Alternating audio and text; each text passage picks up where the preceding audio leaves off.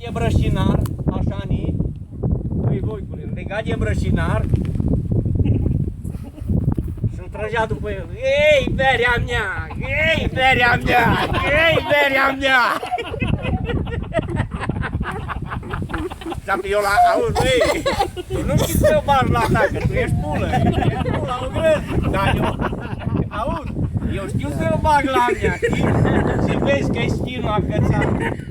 Ei, berea mea! Ei, berea mea!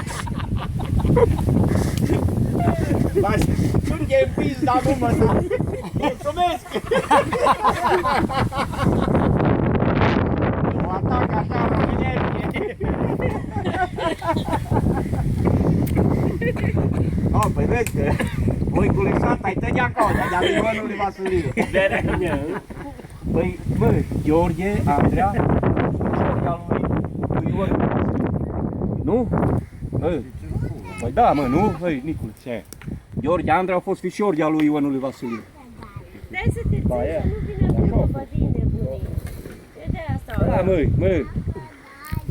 George, Andrea, mumăsa lui Socru, Nastasia lui Hancu, și Nicolae.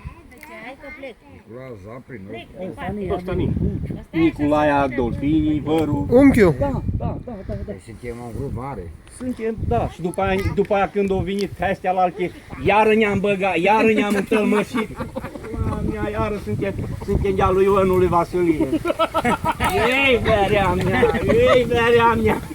Foc, auzi, lua stinul și băga în gard. Băga acolo să nu se bage nimic la bere. Atunci când îi băgam, știi, îi băgam la mea, că mai era unul.